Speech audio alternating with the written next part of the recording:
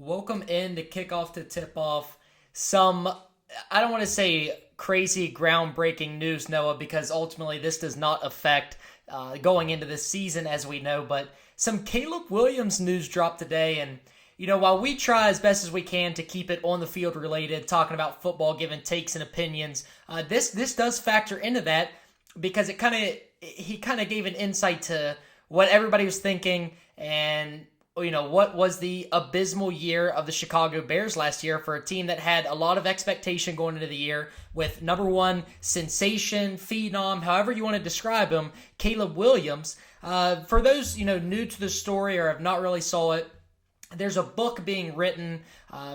It's like Archie Manning's in it, Caleb Williams, a little bit of Drake May, a couple other quarterbacks, just kind of going through their life from high school to NFL, the different levels of the pro, things like that, and some very, very interesting quotes and comments came from Caleb Williams in this portion of the book, Noah. And let's start right here, right?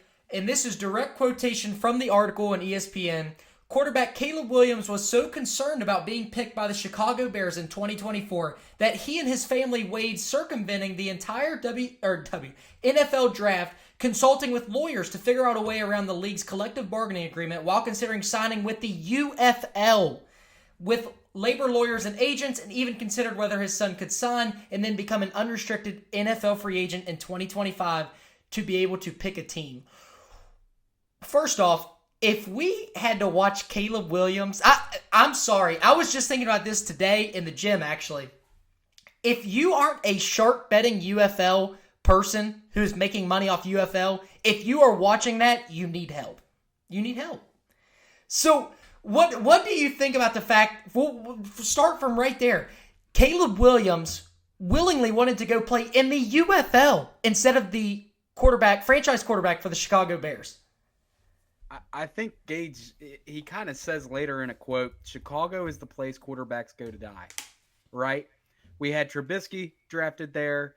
We had Justin Fields drafted there, and things didn't work out. They did not perform at a high level. We all kind of knew the coaching situation was very, very rough.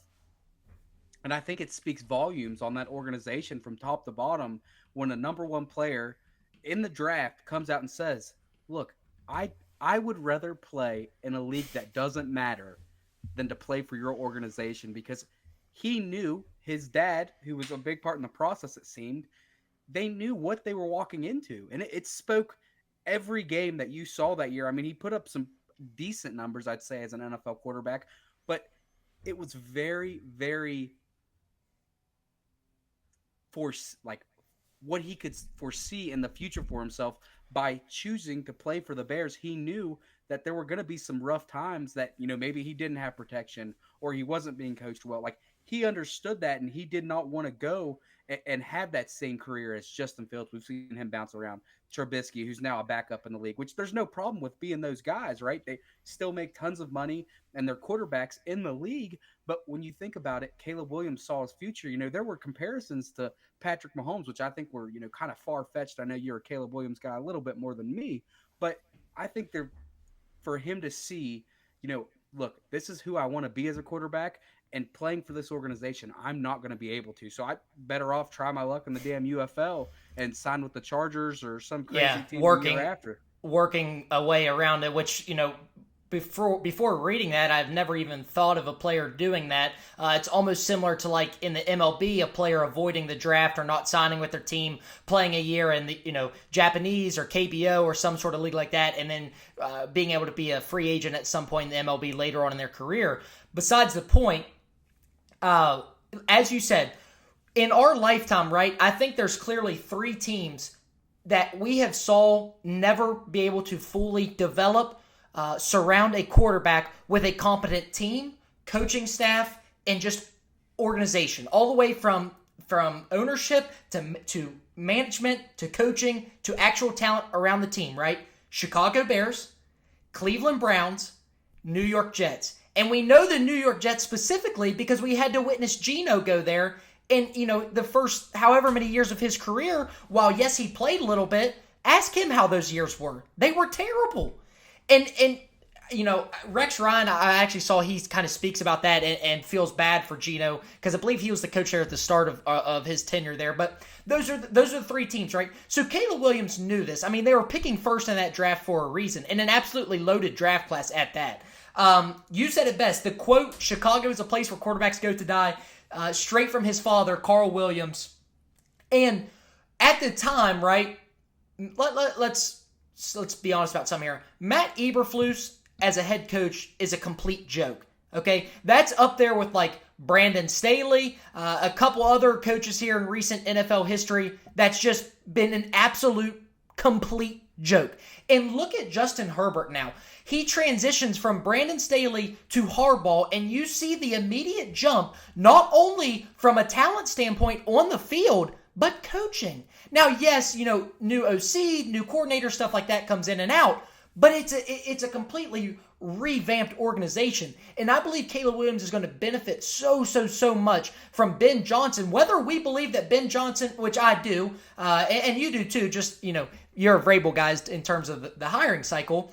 It will be such a complete 360 from what he had to deal with last year that he will have better results just based off that. Yeah, when you look into that, Gage, even down towards the bottom of that article from ESPN, when you look down there on the bottom, you can even see he says, I'm excited. Caleb Williams is quoted, "I'm excited to see what Ben Johnson can teach me as a great football mind." He's very sharp. He goes in that quote. I don't have it right in front of me, the exact quote, but he goes on to say, Ben Johnson is going to be able to teach him and develop him even into a better quarterback. I'm not saying Jared Goff was ever a terrible quarterback in this league, but we saw his play jump tremendously in a Ben Johnson offense, right? Because he's able to scheme guys open. There's a little bit less thinking because, okay, I've got this read and this read. One of these guys are going to be open because the play scheme is so good. Caleb Williams, and like I said, I know you are very, very big on Caleb Williams. I had my doubts, but after seeing what he put up last season, I'm a Caleb Williams believer. Just don't know if he's going to live up to the hype that he was given at the beginning of his career. When you look into what he's going to be able to do, he's going to be a top 12 fantasy quarterback this year, just based off of what Ben Johnson is going to be able to scheme, and then you throw in his athletic ability, the touch he has on passes. He's going to be a top 12 quarterback in this league, per fantasy points. I don't know how that will go, wins losses cycle, because it's still the Bears, and it's going to take more than 1 year for Ben Johnson to turn that completely around in a tough division. And that's where you and I, when we get into our division breakdowns and stuff, we'll kind of I'll get in not a heated argument, but I'll kind of stand where I'm at with the Bears, because foreshadowing down the line here, I truly think, no, in my heart, that they are going to win that division next year. I really do. That's how big of a turnaround I think they're going to have. And I know we're kind of veering away here from the article, but when you look at the Bears roster construction going into this year, look at how many top 50 picks are surrounded in that offense around him. Number 1 overall pick, Caleb Williams, right? DeAndre Swift, who was a second-round pick, I believe, off the top of my head. Rome Odunze, top 10 pick. DJ Moore, top 50 pick. Luther Burden here just recently, and Colson Loveland. So, and a revamped O-line with Thuney, Dahlman from the Falcons, and then the guard that they traded for from the Rams. So, completely new team from top to bottom in terms on the offensive side of the ball, right? And I think we'll get to be able to see a better Caleb Williams. And going back to this, right, the whole kind of theme of this article busting out and the way that he did this book, right, is, I think in a way it's to not save himself, because you have to have a legacy kind of building before you can pull a move like that. But if he ends up becoming one of the best quarterbacks to play in the NFL, and I say best, like top 25, top 20, this kind of article coming out in the book, you can look back at it and his words and be like, oh yeah, his rookie year was a wash. Because if he has success with Ben Johnson in the following years, you completely understand why he came out and said all these things.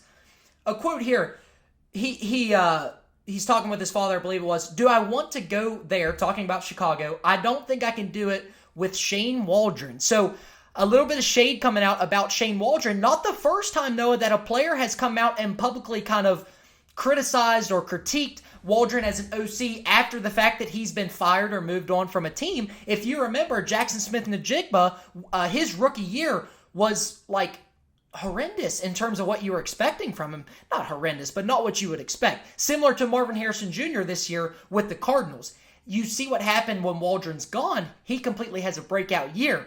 So is it the Waldron effect on these offensive players? Rome Odunze struggled this year under this same Waldron system. Will he take the jump next year? Another big quote in there, Gage, something you're probably going to hit on eventually, is him saying there were times last year where he didn't know what film to watch, where to break down film, because his coach isn't saying, hey, you need to watch this. So he was on his own for a lot of parts of his personnel development. His personal development there, he was on his own in the sense of, I don't know what I need to watch and what I can do better because I'm not being guided, towards the light. How do I get better? I don't know, because my coach can't, sit down and say, hey, let's break up some film today. And that works, right? That works if you're playing golf, if you're Tiger Woods. There's nobody who can teach and kind of elevate you above a certain level unless it's yourself. It works if you're Alvarez, the tennis star, right? It's a one-on-one sport. It's you versus the other person. But when we're talking about 11 moving parts versus another 11 moving parts, schemes, formations, defensive coverages, shifting, yada, yada, yada. And it'd be as good as you want and as touted as a quarterback prospect as you want to be. The jump from USC, rest in peace to the Pac-12, he played in the last year of the Pac-12, specifically defensive to NFL is still night and day. I don't think people understand what Jaden Daniels did last year. It was unbelievable. Unbelievable to put up the numbers that he did as a rookie quarterback, because no matter where you come from, the Alabamas of the world, Ohio State, while yes, they prepare you much better than a school like Texas Tech, West Virginia, some of these, other Power 4 schools, it's still a jump. The talent is so much, better. Speed, everything. Physicality. So to not have the right leadership under Eberflus and Waldron, specifically your offensive coordinator, not watching film with you, that was absolutely unbelievable to me. And just for shits and giggles, I went and looked, Noah, and it pains me if I was a Bears fan, and it pains me just because I like Caleb Williams. Would you like to know who they hired Waldron over in terms of offensive coordinators? Yeah, give it to me. I need to hear it. Liam Cohen, who brought Baker Mayfield to life, and is now going to try and do the same in Jacksonville as a head coach. And then Zach Robinson, another guy who worked under McVay and had a spectacular season as an offensive coordinator with the Falcons. So and this goes back to, some poor decisions by Ryan Poles, who was notorious for doing dumb shit, right? And something big to hit on, Gage, I think, just from that last perspective. Exactly what you were saying with Jaden Daniels, how, phenomenal of a season that was, that he was able to come in and produce at that rookie level, especially with a defensive-minded, head coach, and then you throw in, blanking on Kingsbury as the offensive coordinator there, which was obviously a great development cycle because he's breaking down film with his players. But a lot of quarterbacks in this league are thrown to the fire, and Caleb Williams look at Trevor Lawrence. Mm-hmm. And I know there's people who say Trevor Lawrence isn't good. Look at Justin Herbert. Look at these guys who came out of college and we were like, man, these guys are going to be, studs. They're going to be phenomenal. That you look at how much have they developed until recently. Urban Meyer, year one of T-Law, I believe year one. Yep. I have to double. Yeah, one or two. I'll have to double check myself. But, either way, T-Law has went under a couple coaching changes already. Not only coaching changes, coordinator changes. And then, you mentioned Herbert, who earlier in the video was talking about Brandon Staley, one of the biggest jokes of a head coach in the NFL that we've had in recent years. He had the benefit of working with Kellen Moore, who was an offensive coordinator, which is, going back to Caleb Williams, will he take the jump to Herbert level? When I kind of see them play a little bit, I see a little bit of similarities between the two, both kind of big, tall, mobile quarterbacks who will use their legs at time, but rely on that kind of athleticism and throwing specifically out of the pocket, arm strength, stuff like that. And hopefully one day, we'll get to the point where we can interview these guys like I saw today, Colin Cowherd had Ben Johnson on his show. This was literally 2-3 hours after the article broke on ESPN. And Ben Johnson was talking about, he's like, Caleb Johnson makes throws every day that just make you like go wow. Like it makes you understand why these guys are highly, highly touted prospects. So he knows what he has in Caleb Williams. And I think, no, I mean, this isn't necessarily a hot take, but in terms of athleticism, ways that you can use your offense with certain quarterbacks, the door for Ben Johnson has opened 1,000 more pages with a quarterback like Caleb Williams compared to Jared Goff.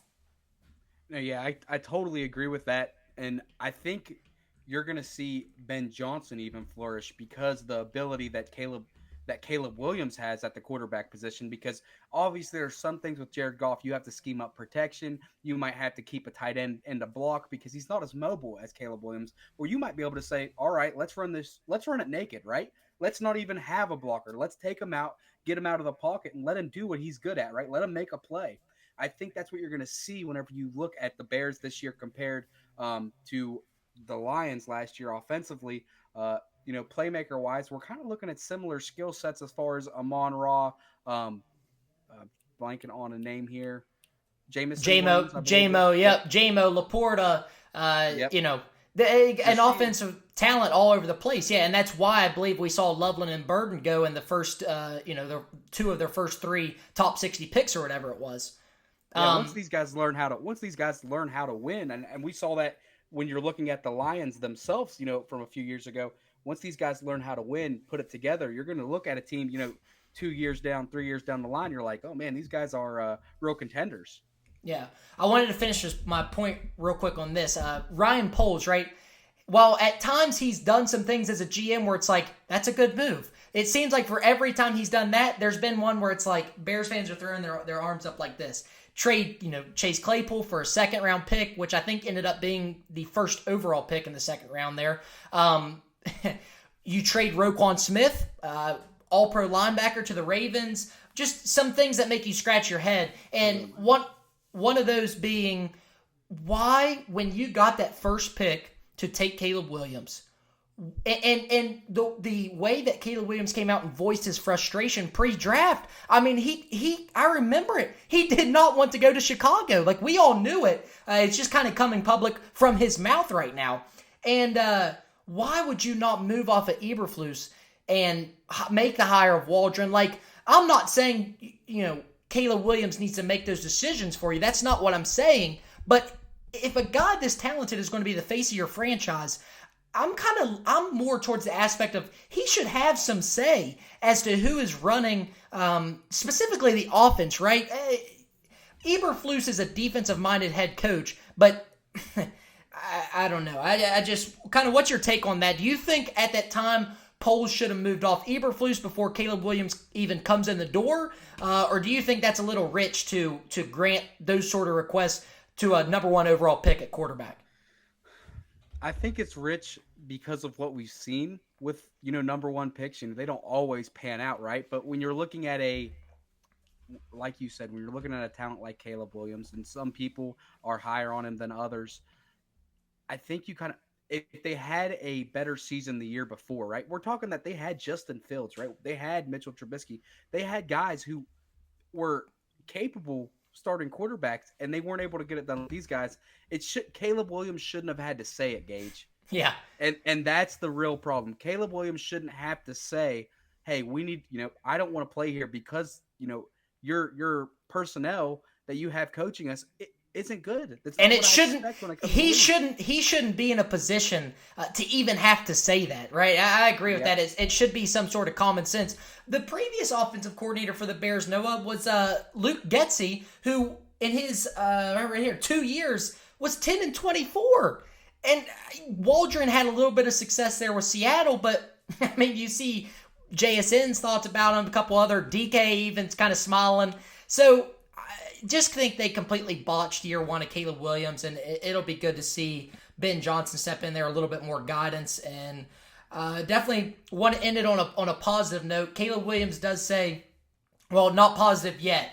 In the end, Caleb Williams told Wickersham, person directing the book, sort of that stuff, I wasn't ready to nuke the city. I wasn't ready to nuke the city. So, to me, right, he basically is saying, I'm not going to go full Eli Manning. I'm not going to go full, some of in the older times, these quarterbacks who completely said, oh, I'm not going. Yeah, that's not happening. I am forcing my way out of that. I'm not playing a single snap for that team. I wasn't ready to nuke the city. That's an unbelievable comment. Yeah, definitely in the sense of like, I wasn't, I'm not ready to take all hope that this organization, that this city has behind, their team, and just say, look, buddy, it's not happening. You take me at one, trade me, or I'm not stepping a foot on the football field. Yeah, and he ends it. I can do it for this team. I'm going to go to the Bears, and yeah, I mean, it's like, well, yeah, you're obviously going to go to the Bears, but that draft class, like looking back on it, he could have easily forced his hand if he wanted to. Noah, Jaden Daniels turning out to what he is, Drake May, like. I'm not saying Bears. I believe Ryan Poles even in this article he said we are going to take you. Like there's not a you are getting picked by the Chicago Bears whether you like it or not. And I still believe even after the year that Jaden Daniels had, he was surrounded by everything perfect. A great defensive coordinator, Dan Quinn. He hires Cliff Kingsbury. Says, hey, I'm not touching the offense. This is all you. And Kingsbury, while his time with the Cardinals wasn't great, the offense was always really stable and really good, in my opinion, with Kyler Murray there. So he had everything going the right way. Drake May, obviously kind of the half-year situation, and he's going through the same thing. I feel like a lot of people don't really talk about that. Coaching change too. They get rid of Mayo. Vrabel comes in. They bring back McDaniel. So like he's kind of in the same situation, but definitely not to the extent that Caleb Williams had to deal with. And I'll close it with this. It makes you wonder, Noah, the things that he said about not having anybody to guide him through tape, not watching anything like that with coaches. He casually went out and flicked it around the field for 3,500 yards and 20 touchdowns. And 6 interceptions. 6 interceptions, which kind of factors into like the Aaron Rodgers mold of like not turning the ball over a ton, not throwing a ton of interceptions, being really accurate with the ball. It just makes me wonder. I was going to say, I know a lot of people will be like, if you go back and look, a lot of his numbers come from garbage time. Well, no shit, they're going to come from garbage time. They're a terrible team, run by terrible coaches, and look no further than terrible coaching than the game they had versus Detroit. I think it might have been Thanksgiving Day, where they drove down the field and they didn't call the timeout.